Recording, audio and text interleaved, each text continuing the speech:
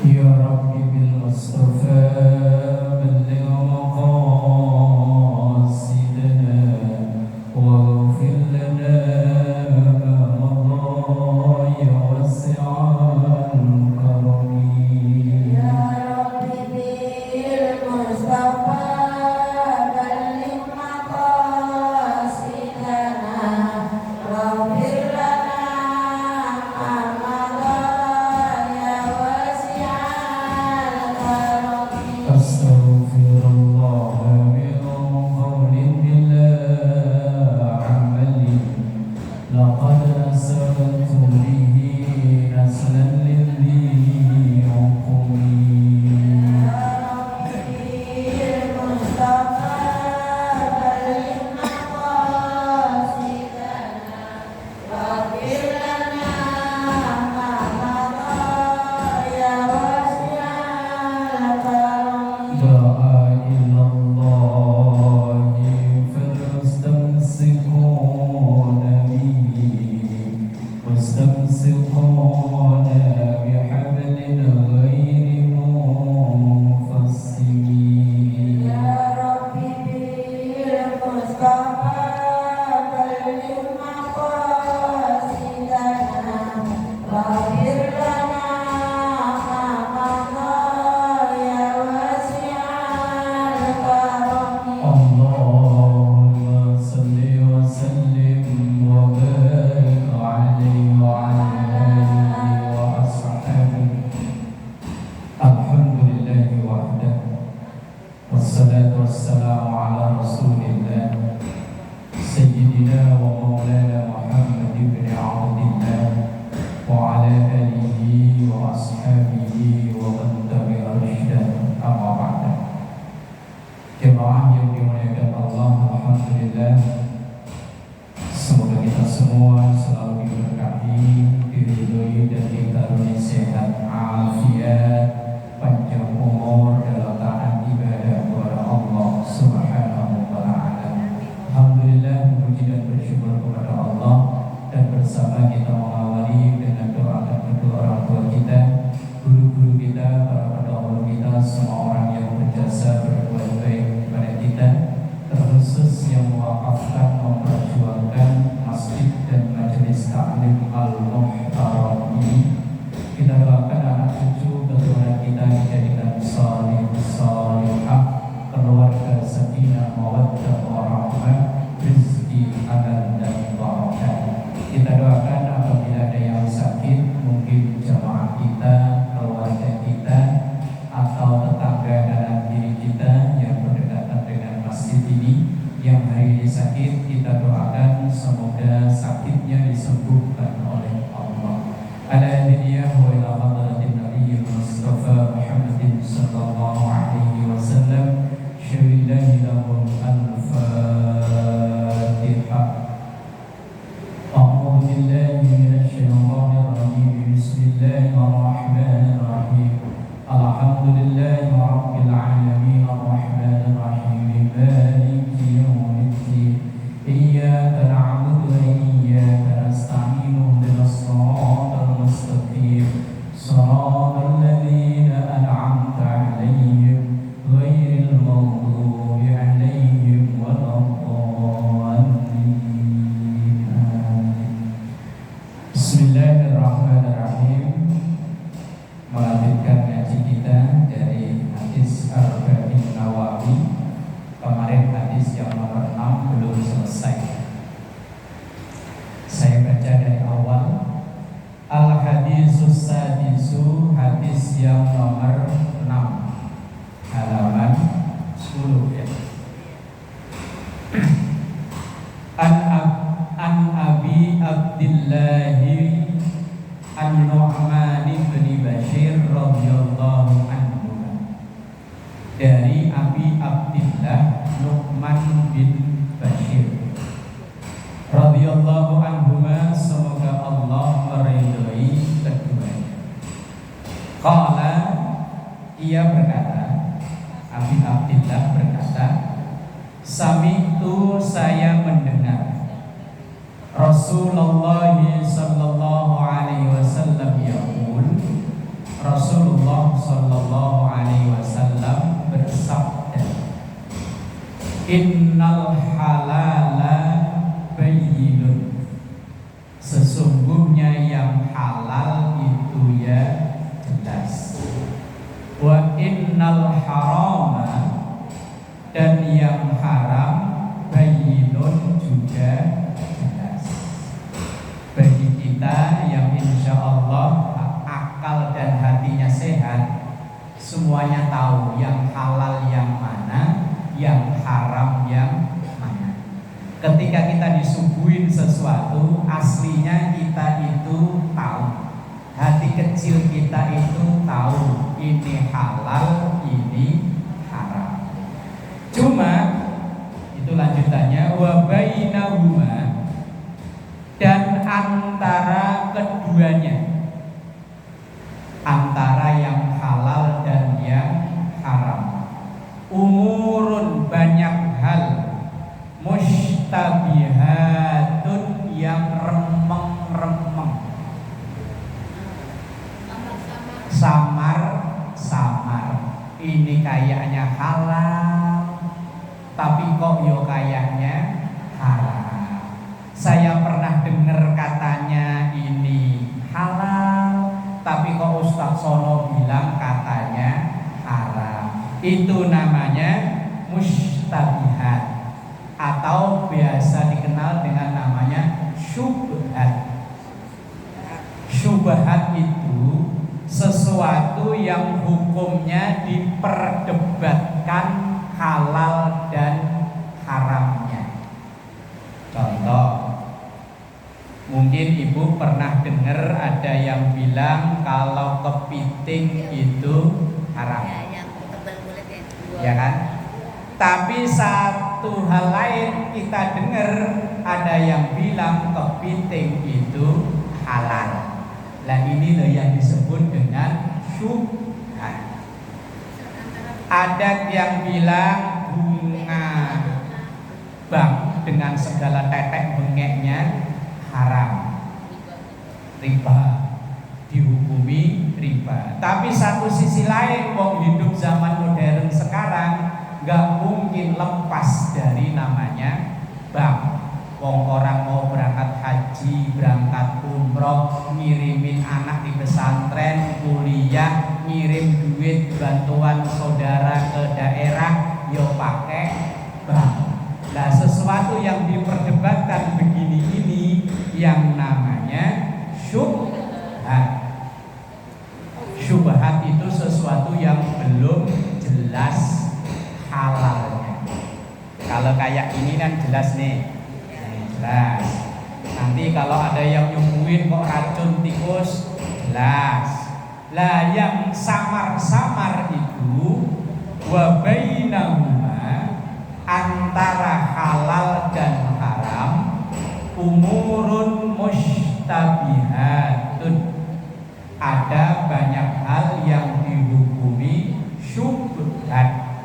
Bahasa orang gampor, remeng, samar-samar. Ini halal apa haram, ini haram apa halal. La ya'lamuhun,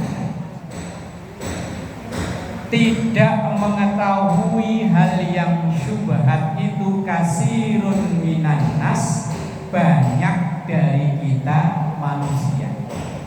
Kita orang awam kayak begini bingung, ini halal apa haram, ini haram apa halal. Lah terus gimana sikap kita? Famanit taqo, dan siapa yang takut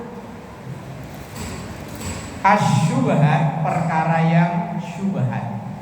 Artinya kalau memang dia ragu, kalau bisa dihindari.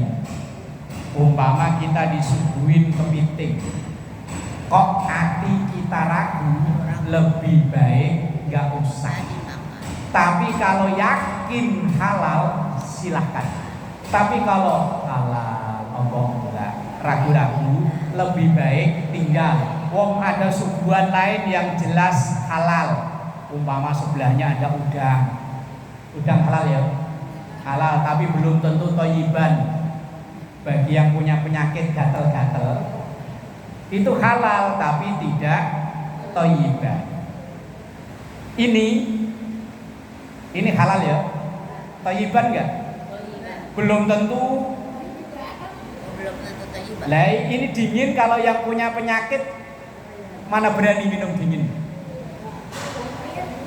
Enggak berani ya? Enggak berani. Berarti ini halal tapi belum tentu thayyiban. Nih. Ini halal ya? Thayyiban enggak? Belum tentu juga. Bagi siapa? Makanya makanan kalau halal itu ukurannya ajaran agama. Kalau thayyiban itu ukurannya badan masing-masing. Ini bagi orang yang sehat, seger buger kayak Pak Topang yang di luar tuh, suruh minum ini, seger. Berarti thayyiban. Ya halal ya thayyiban. Coba ibu yang sekarang lagi meriang suruh minum ini, nggak mau kan? Berarti ini tidak thayyiban. Kalau halal itu ukurannya agama, tapi kalau thayyiban ukurannya badan masing-masing. Ibu kalau makan ada sambel itu thayyiban enggak? Thayyiban ya. Nah, ya bagi ibu loh yang demen pedas, kalau makan kok nggak ada sambel, nggak enak ya. Berarti sambel bagi ibu thayyiban, bagi saya enggak. Wong saya itu ketetesan dikit aja, ntar makan belum kelar ya langsung lari ke sono. Berarti thayyiban itu masing-masing kita ini ukurannya beda. Saya pernah diajak makan sama orang Bugis, kan rata-rata senangnya ikan mentah ya. Saya ngelihat dia udang mentah cuman dikupas langsung ditoel pakai apa itu namanya ya? Bukan cuka. Oh enak banget kata dia. Begitu saya nyoba, berarti bagi dia thayyiban, bagi saya enggak. Loh itu ukuran halal dan thayyiban itu beda. Lah kalau yang remeng-remeng halal apa enggak itu namanya syubhat. Kalau memang bisa dihindari. Tadi misalnya ibu disuguhin kepiting itu kan diperdebatkan. Lah kalau memang ibu yakin halal, wong guru saya lihat beliau makan kok, ya udah silahkan makan. Thayyiban enggak? Ya tergantung ibu masing-masing ya. Ada yang habis makan kepiting langsung leher nggak bisa nengok. Nah, kalau saya itu ngalami bu, lagi ada acara di Palembang. Di Palembang itu daerah sana kan kepiting bakau itu kan gede-gede ya. Saking enaknya sambil ngobrol begini, tahu-tahu makan belum kelar kok leher buat nengok kok berat. Lah itu berarti ukurannya halal iya, thayyiban iya, tapi tusrifu, jangan berlebihan. Kalau makannya sesuai porsi insya Allah aman. Lah ini berlebihan, wong satu gede gitu sambil ngobrol kan nalir tahu-tahu habis banyak. Kalau banyak mending kebanyakan. Nah, ini halal thayyiban, tapi kalau seteko diminum sendiri kebanyakan. Maka ukuran kita berkonsumsi mau makan mau minum itu ukurannya 3. Yang pertama patokannya halal dulu. Setelah halal thayyiban. Setelah thayyiban wala tusrifu, jangan berlebihan. Walaupun ini halal, ini thayyiban, tapi kalau seteko diminum sendiri ya kebanyakan, ya perutnya langsung kembung.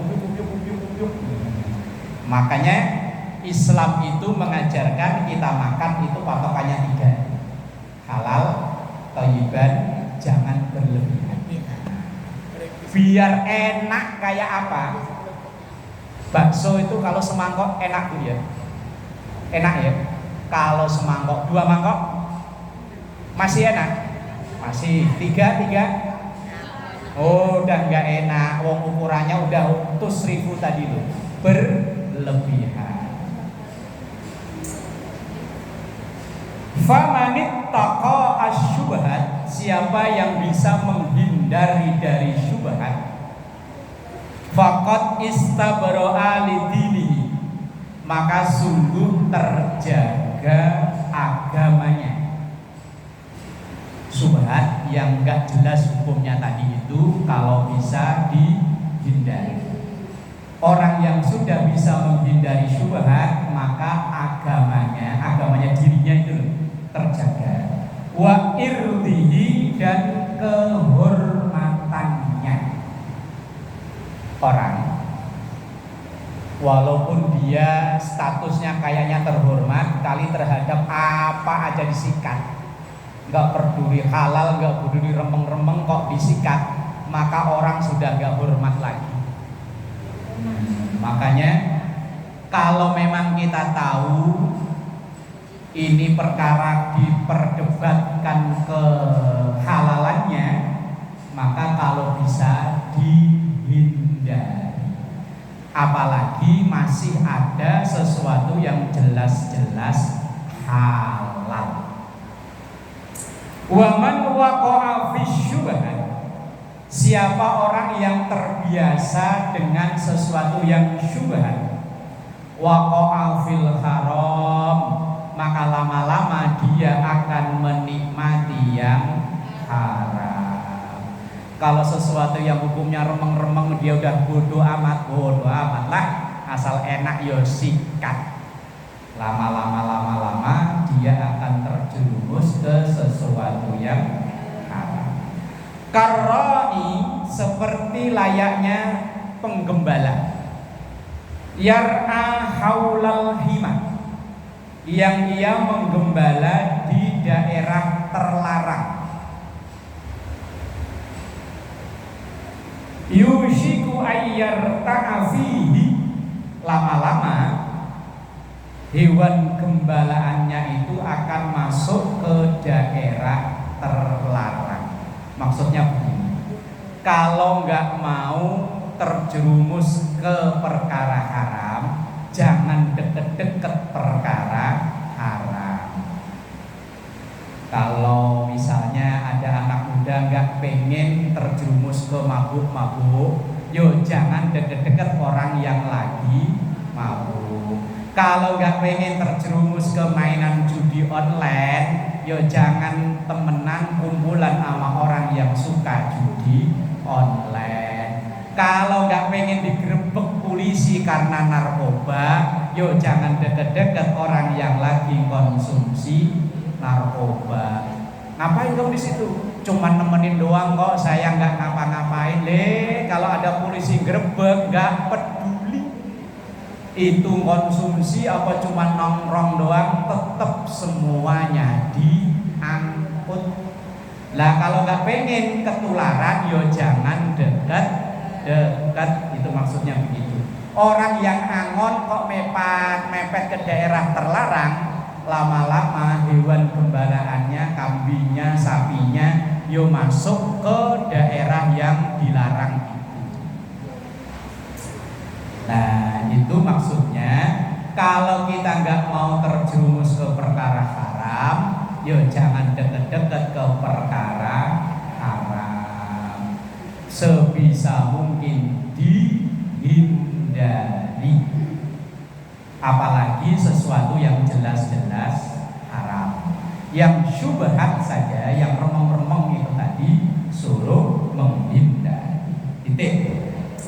Ala ingatlah, wa inna likulli malikin himah, bahwa sesungguhnya setiap raja itu punya daerah yang terlarang.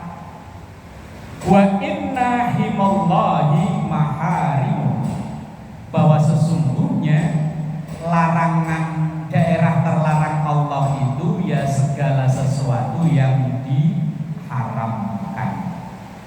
Nah, semua kita insya Allah tahu ini halal, ini haram. Sesuatu yang diharamkan oleh Allah ya jangan dekat-dekat. Ala wa inna fil jasadi mudghah. Ala ingatlah. Wa inna fil jasad sesungguhnya dalam tubuh kita ini mudghah ada segumpal darah. Idza salahat salahal jasadu kullu. Kalau segumpal darah itu baik, maka seluruh jasad menjadi baik. Wa idza fasadat fasadal jasadu kullu. Tapi kalau segumpal darah itu rusak, maka seluruh jasad, seluruh tubuh ya rusak. Wahia apa itu al-qalbu, hati. Rasulullah pesan pada kita, ingat ya, dalam tubuh kita ini ada segumpal darah yang nyetir seluruh anggota badan kita ini. Kalau hatinya baik, maka segala yang ada dalam tubuhnya, mulai dari ujung pala sampai ujung kaki, insya Allah baik. Tapi kalau orang itu hatinya rusak, orang hatinya jelek, ngelihat apa saja semuanya dinilai jelek. Contoh, orang kalau udah ininya jelek nih, ngelihat orang pada bawa tas hari Kamis menuju ke masjid, itu pun dia udah hatinya jelek. Alah, ngojak ngaji, ngojak ngaji. Ternyata kelakuannya yang begitu. Orang kalau hatinya udah jelek, orang hatinya udah jelek dikasih makanan nih, terimanya jelek. Umpama nih, ibu pulang ngaji nih, terus daripada di rumah mungkin nggak kemakan, ibu kasih, bu, ini alhamdulillah dari Al-Mukarram dapat kue. Orang kalau hatinya jelek, kalau niat ngasih bu ya jangan satu, hatinya jelek. Kebetulan ya umpama begitu dibuka dia nggak selera. Ini kan biasanya roti ini kan ada rasanya aneh-aneh ya. Saya sunyangannya coklat, gasnya keju. Orang kalau hatinya jelek begitu tuh. Tapi kalau orang hatinya baik, biar dia temennya enggak dikasih dia enggak. Alhamdulillah, dia memang lebih butuh daripada saya. Kalau saya mah alhamdulillah masih kebeli, kalau roti biar dikasih yo enggak apa-apa. Orang kalau hatinya baik, lah kalau kebetulan dikasih, alhamdulillah ya Allah, pas saya lagi pengen makan roti kok ada yang ngasih. Orang kalau hatinya baik. Kalau orang hatinya rusak, lihat apa aja semuanya dicacat. Dicacat itu apa ya? Dicela. Orang kondangan kalau hatinya jelek, dari pertama datang sampai makan semuanya dicela. Begitu datang, gapurannya kok gini, katanya orang kaya. Itu melihat pelaminan, pelaminan begitu paling murah itu mah. Orang hatinya jelek, disuguhin makanan baru makan, masakan kok ngalor enggak, ngidul enggak. Orang hatinya jelek. Tapi kalau orang hatinya baik, ya Allah, cakep amat, pas ya matching gapura sama pelaminan sama ngantennya. Kalau orang hatinya baik, makanya ini yang paling tahu kita. Ini masing-masing ini yang tahu kita. Orang kalau hatinya baik, kemana aja semuanya kelihatan jadi baik. Rasulullah dibilang sholahat sholahal jasadu kullu. Kalau hatinya baik, semuanya jadi baik. Tapi kalau hatinya rusak, jelek, semuanya jadi rusak. Biar dikasih aja loh, masih nyacat tadi, masih nyelak. Lah kira-kira ini yang ada dalam diri kita nih, ini termasuk yang baik apa yang enggak? Yuk kita masing-masing yang tahu. Orang kalau kebiasaan nyela itu berarti memang bisinya agak ada rusak. Wah, orang kalau nyela itu apa aja nggak ada yang bagus. Semuanya jelek, semuanya jelek. Lah orang ngaji loh, ini kelihatannya baik ya, di mata dia ya jelek. Ngaji tiap hari, ternyata.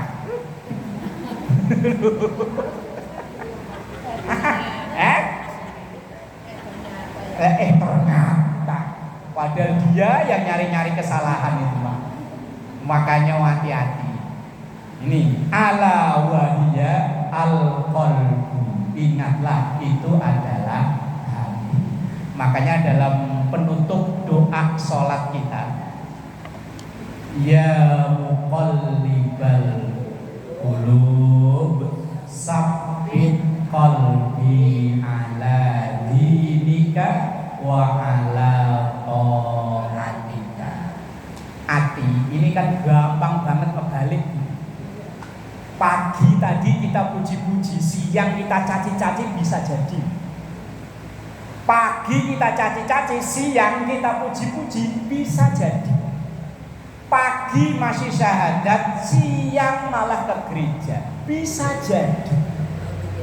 Makanya doa kita, ya muqallibal qulub sabbit qalbi ala dinika wa ala taatika. Ya muqallibal qulub, wahai Allah yang membolak-balikkan hati, sabbit, kuatkan qalbi, hati ini, ala dinika, tetap dalam agamamu, wa ala taatika, dan ketaatan padamu.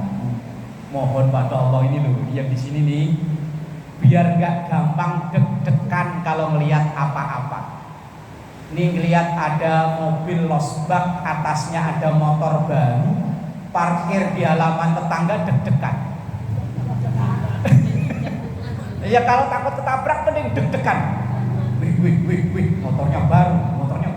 Kalau orang hatinya baik, alhamdulillah bisa kebeli motor, akhirnya setetangga. Tapi kalau orang hatinya jelek, jangan-jangan miara tuyul.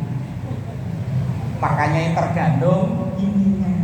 Ada material turun di depan rumah tetangga, kalau orang hatinya baik, alhamdulillah dia bisa renov rumahnya.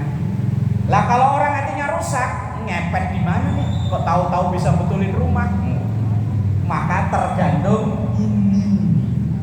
Hati, ini hadisnya jelas. Hadis nomor 6. Hati-hati, kalau memang hatinya baik, semuanya yang keluar jadi baik. Tapi kalau hatinya rusak, yang keluar jadi rusak. Ditanya baik-baik, kalau orang hatinya baik, assalamualaikum, dari mana Bu? Alhamdulillah dari pasar. Jawabannya enak. Coba kalau hatinya rusak, Waalaikumsalam, dari mana Bu? Nanya dulu. Hatinya rusak. Kepo, pengen tahu aja. Jadi doanya ya muqallibal